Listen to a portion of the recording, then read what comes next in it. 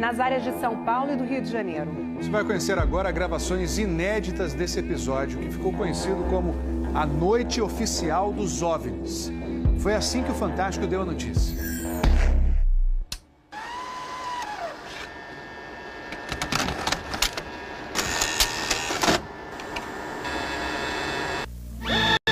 Esta semana, altas autoridades militares do Brasil admitiram publicamente pela primeira vez ter visto objetos voadores não identificados, os OVNIs. O próprio ministro da Aeronáutica, Brigadeiro Moreira Lima, deu a entrevista para informar que pilotos das bases de Santa Cruz, no Rio de Janeiro, e de Anápolis, em Goiás, chegaram até a perseguir e a ser perseguidos pelos objetos voadores não identificados na região de São José dos Campos, sobre o Vale do Paraíba, e trechos do estado do Rio de Janeiro.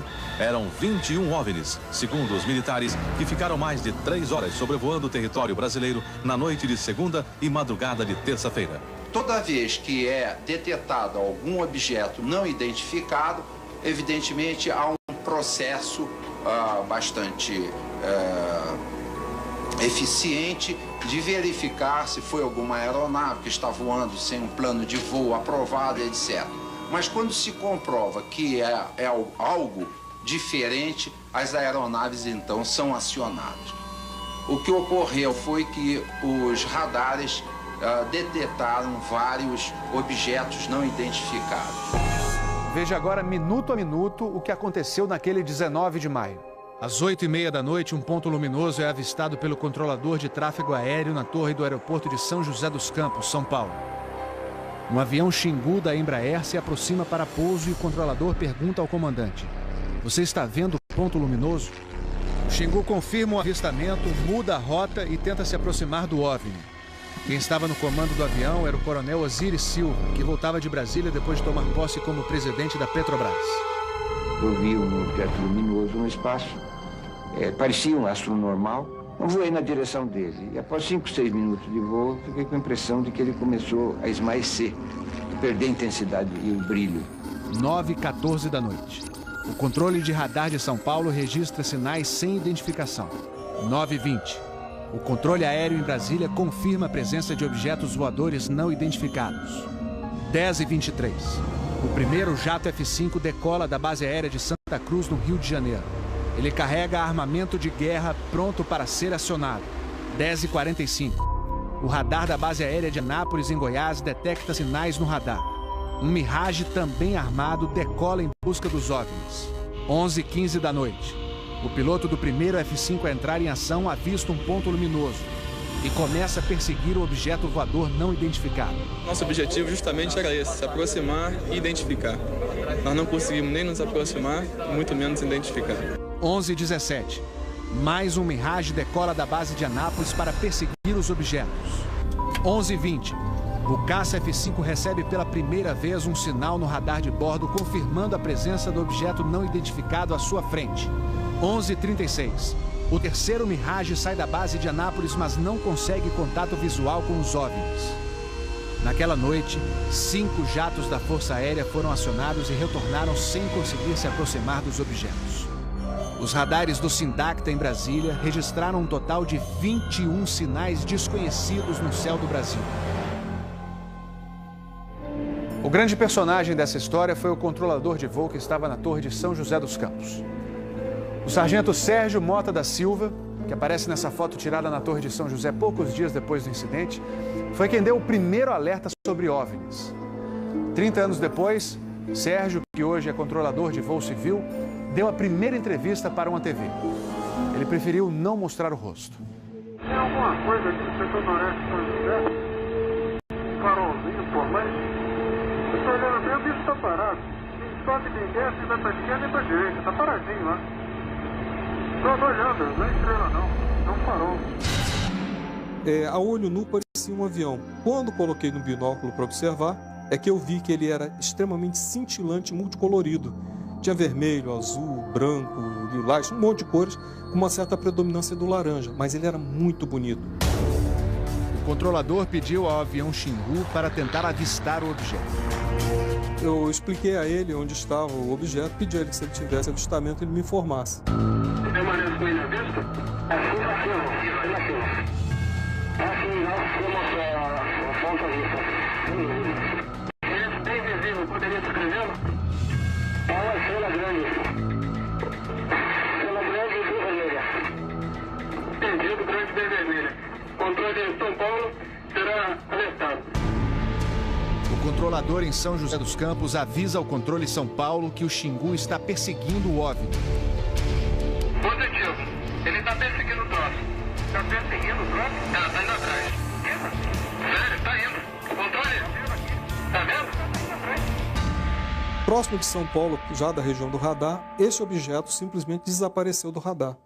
O Xingu também perdeu contato visual com ele. O avião Xingu abandonou a perseguição e pousou em São José dos Campos. Pouco depois, o controlador da Torre de São José alertou o controle São Paulo. Outros OVNIs estavam aparecendo no céu. Estou vendo 3 agora. São 3 luzes. Mas parecem estrelas, mas o radar não pega estrelas. O que é isso? Você observa alguma mudança de cor, alguma coisa? Positivo. Vai movimento, né?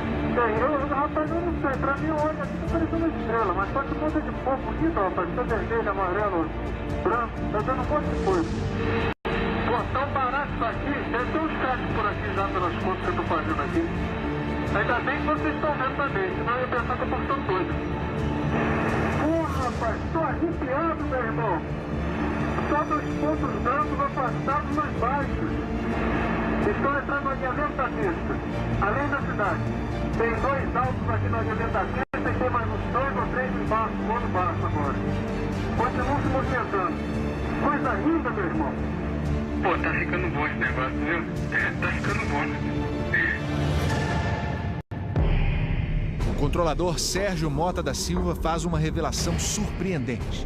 Ele tentou fazer contato com os OVNIs usando as luzes de balizamento da pista de pouso. Se aumentava o brilho do balizamento das luzes do balizamento, aliás, eles se afastavam. E se eu diminuía a intensidade das luzes do balizamento, eles se aproximavam. Pareciam responder de modo inteligente aos sinais que eu fazia com as luzes da pista de pouso e decolagem. O controlador Sérgio fala com o controle aéreo em Brasília. Fala, Brasília. Brasília? Boa noite, bem-vindo ao Festival dos Discos Voadores. É uma loucura isso aqui, cara. Pô, os que eu pude ver mudavam de cor o tempo todo. Vermelho, amarelo, azul, lilás, aquele festival de cores. As ocorrências terminaram já perto do nascer do dia, lá pelas 4 e pouco, 5 horas da manhã. Os últimos objetos foram vistos. Como é que tá a situação aí? Ô, rapaz, isso aqui foi um festival. E agora, como é que tá? Agora não cheguei a ver mais não.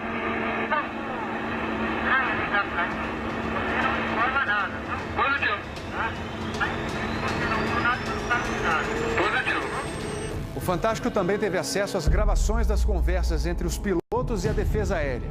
Um desses pilotos era o capitão Armindo de Souza Viriato. Veja agora como foi que ele perseguiu um OVNI com armamento pronto para ser usado. Eu tenho contato. Confirma? Foi contato. Prossiga nesse contato, caçador. 7. Caçador passando a rojão. 7. Caçador passando a rojão. No código dos pilotos, isso quer dizer que o caçador, o avião caça, entrou na situação rojão. O míssil está pronto para disparar. Prossiga nesse contato.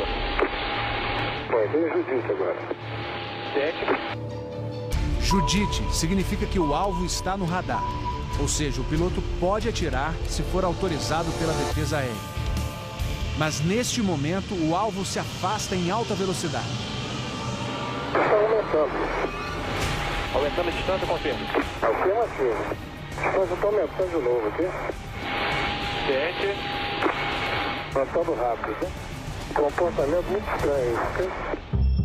O capitão Viriato falou sobre a incrível velocidade dos OVNIs numa entrevista ao Fantástico. Essa aceleração, o radar de Brasília chegou a pegar na época de defesa aérea, deu aproximadamente Mach 15. Isso aí daria em torno de 15 mil km por hora. 15 mil quilômetros por hora é uma velocidade muito acima dos jatos mais rápidos do mundo, que chegam no máximo a 4 mil quilômetros por hora. Um documento confidencial do Comando de Defesa Aérea de junho de 1986 concluiu: Os objetos produziram ecos nos radares do sistema de defesa e também nos jatos que perseguiram os OVNIs. Houve contato visual dos pilotos. Os objetos atingiram velocidades supersônicas e mostraram capacidade de acelerar e desacelerar de modo brusco. E a principal conclusão do relatório: os fenômenos são sólidos e refletem inteligência pela capacidade de acompanhar e manter distância dos observadores, como também voar informação. Não foi possível identificar a origem dos objetos. Foram esses dois ufólogos, pesquisadores de OVNIs, que conseguiram no Arquivo Nacional em Brasília a liberação gratuita dessas gravações. O fenômeno OVNI é real, existe, e o governo sabe disso, as Forças Armadas sabem disso.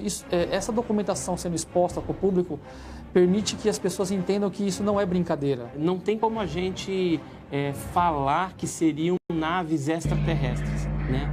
Eram objetos voadores não identificados. Não podemos dar qual a procedência deles, qual a origem. É alguma coisa inexplicável do nosso ponto de vista tecnológico à época e mesmo ainda hoje. Boa noite, bem-vindo ao Festival dos Discos Voadores.